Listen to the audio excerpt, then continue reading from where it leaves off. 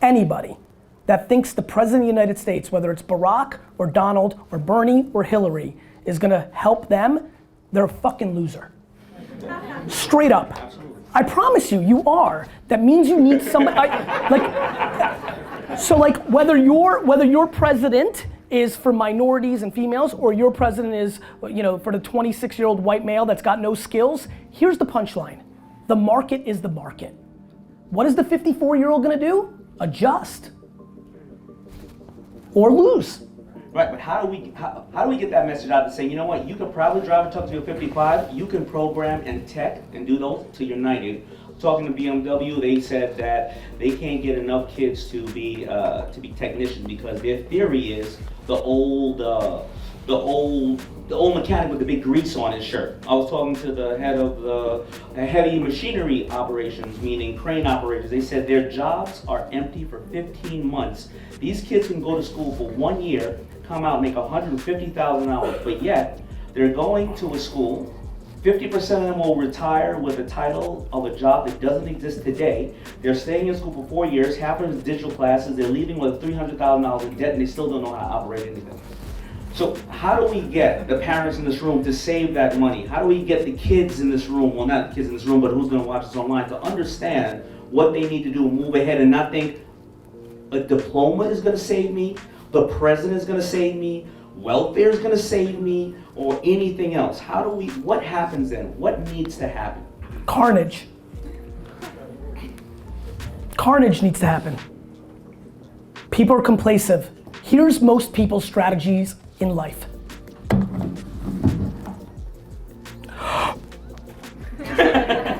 You're holding your breath. I mean, I really have no passion for this conversation. Like, if you are not capable in 2017 to Google shit and figure out what's going on in the world, fuck you. I'm being dead serious. By the way, I'm being really serious. Like, what role does the government play, or thought leaders, or this and that? Whatever that cliche statement of the teacher comes when the student is ready, right? I believe in that thing. Like I don't know, lots of things happen.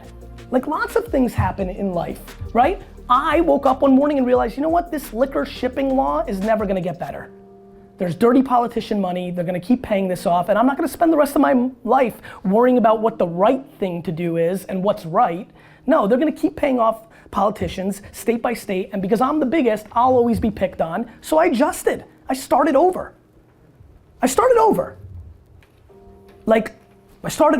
Like this whole wine library thing, and I got so lucky, guess what? I own 0% of Wine Library because it was under my father's name, so I had no collateral to even start it. I started VaynerMedia by getting somebody to pay me $80,000 to do a marketing campaign, and I built it. And so that's what's gonna happen, and everybody has their version. Not everybody has my business talent to build billion-dollar companies, but if you're making $74,000 or $197,000 or whatever you're making, and your market gets fucked, I don't see truck driver Johnny feeling bad for Rick, the bookstore owner, because Amazon came along. This has happened forever. This is not the first time that innovation fucked shit up.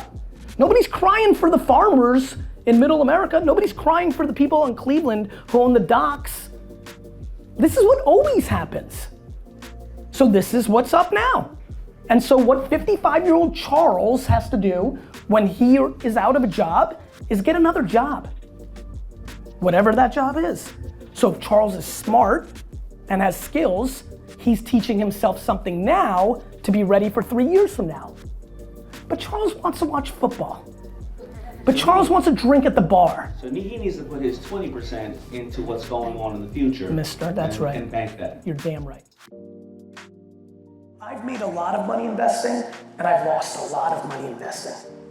And I've built 2 very successful companies with my hands, and then I've also started Resi, the restaurant app, inside of VaynerMedia, and I had a direct-to-consumer wine brand called Empathy that I sold to Constellation. So I've had wins, and I've had plenty of losses. The only common thread of the investments, the boards I sit on, the only common thread, there's a million variables of what makes somebody win. Sometimes the CEO, she or he is just too talented, and they fucking will it to success. Other times there's some random outside factors, people get caught at times, there's things. But the only common thread that I see in the world of making something win is how much the locker room likes each other.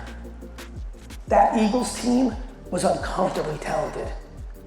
Every dude in that locker room was out for themselves and didn't give a shit about their teammate. That's why they lost so much.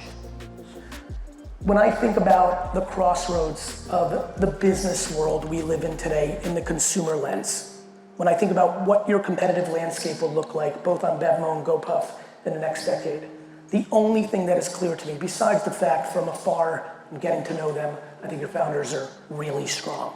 Besides that, what is very obvious to me is the outcome of your financial winnings here, your enjoyment here, and what it sets you up for. Because the best part is, with all respect to the founders, everybody else, the best part of winning at GoPuff during this era is what it sets you up for in 7 years if you win at a company like this during this era. That's real talk.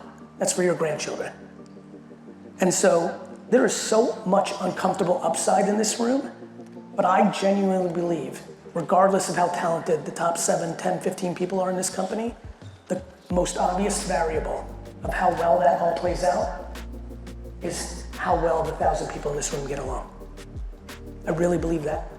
Not on some grandma, sappy, foo-foo, woo-woo shit. On some, I only care about winning. I love business. I've done it my whole life. And all I do is observe. And it is the only common thread I've seen. And so I ask you, as I bounce off this stage, to consider that framework, because I think the upside's there for you. And if you can find a way to be the bigger person, if you can find a way to scale the unscalable, first for each other, and then for your customers, I think you win. I'd like to see you win. Because I'm a Jets fan, and I don't get to win a lot. And so, I like to see others win. That's actually not true. I want to confess something, because I just need to get this off my chest. This feels like a good medium. There was obviously some big football games this Sunday. For the people that do know, actually, how many people here do know about me and consume some of my content? Can you clap it up? Thank you. So for those people in this audience, you're aware I'm a pretty optimistic, fucking positive dude. But there's one version of me that isn't. Football Gary. And Football Gary is why I understand why people are on tilt around politics and around other shit. Because it's the only place where I don't have my emotions in check and I'm not proud of who I am. And I just want to get this out because it's important to get shit out. I just want to confess something. This Sunday, when the Lions were dominating the 49ers, I thought going into the game that I was rooting for the Lions, especially because my brother and I have a sports agency and we rep 5 Detroit Lions, including Aiden Hutchinson. So naturally I thought, but Sports Gary kicked in at halftime. And I realized one of the things I most believe in the world, that I ask all of you to pay attention. There's a lot of sayings in life. The most real one is misery loves company.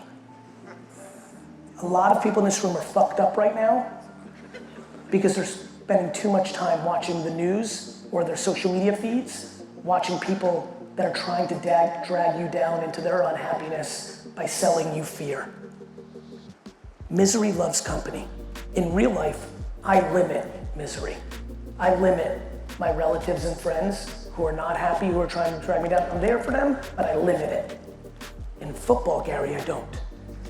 I'm super mad, and I hate everybody. Who's a Patriots fan? Yeah, I fucking hate you so much, bro. Like,